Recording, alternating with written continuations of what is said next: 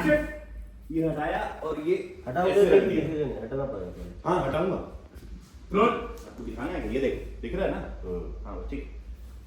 Order. Roll. Rolling. Slow motion है ना। हाँ सर। एक्शन।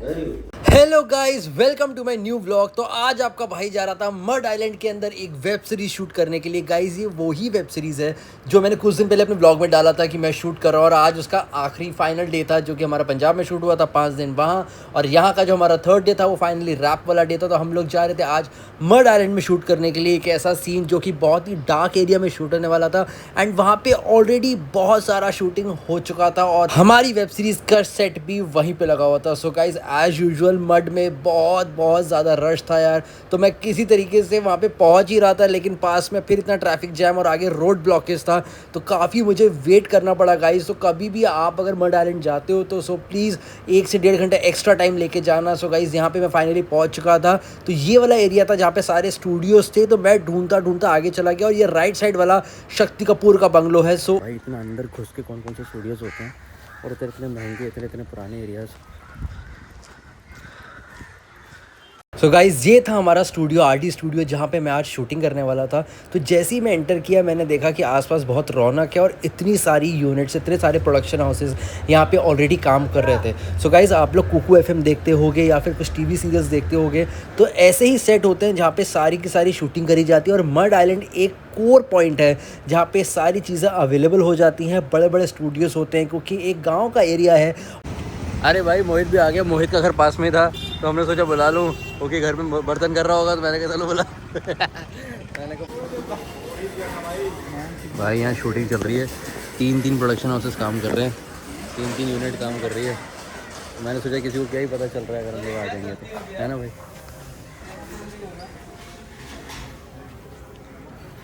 गाइस जब मैं यहाँ पे पहुँचा तो मुझे पता लगा कि बाकी सारे लोग थे वो 11-12 बजे के आए हुए थे, और मेरा कॉल टाइम शाम का 6:30 बजे का था। तो मैंने फटाफट से वहाँ पे मेकअप कराया। सो मैं बाहर गया, मैंने कहा देखता हूँ हो क्या रहा है एक्चुअली, और मेरा सेट कहाँ पे है।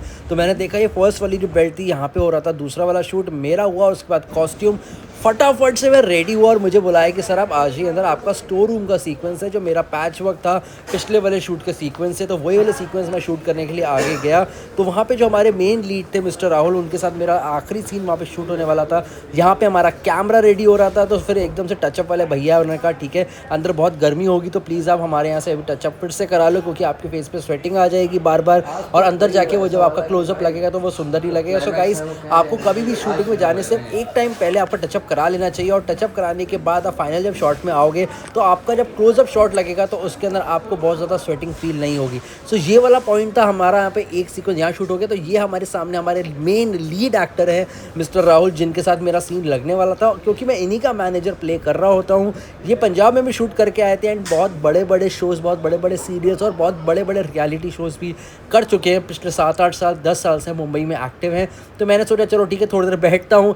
यहाँ पे अपना पुराना सा फ़ोन कॉल रखा हुआ था वहाँ पे, मैंने सोचा उसको उठा के अपना थोड़ा बहुत नक्शेबाजी करता हूँ। मैंने वो वाला टाइम स्पेंड किया, एंड फाइनली हमारा शॉट लगने वाला था। सो ये वाला जो पॉइंट है, इसके अगले 10 सेकंड के बाद हमारा शॉट लगने वाला था, और यहीं से अंदर एक्शन और कट की आवाज़ आ रही थी। पहले का सीन है, हम लोग बाहर हैं, शूट लगने वाला है अंदर, यहाँ हो रही है तैयारी, यहीं से एंटर करेंगे और उसके बाद करेंगे शूट।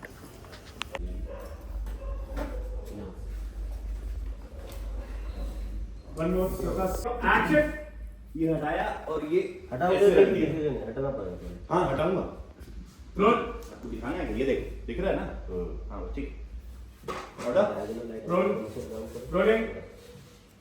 स्लो मोशन है ना। हाँ सर। एक्शन।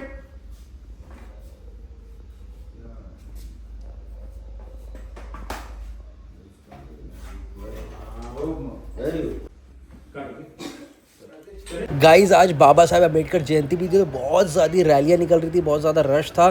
तो मेरा जब पैकअप हुआ उसके बाद बहुत मुश्किल से मैं निकला, क्योंकि काफ़ी सारे रैलीज निकल रही थी, सिर्फ एक यूनियन नहीं थी। बहुत सारे अलग अलग लोग जो श्रद्धालु थे, उनके मानने वाले थे, उनको प्यार करने वाले थे बाबा साहब अम्बेडकर को, उनके बहुत सारे फैंस, उनके फॉलोअर्स, उनके जो शुभचिंतक थे वो लोग बाहर जा रहे थे और बहुत सारे लोगों की रैलियाँ निकल रही थी और मड आइलैंड बिल्कुल भरा हुआ था।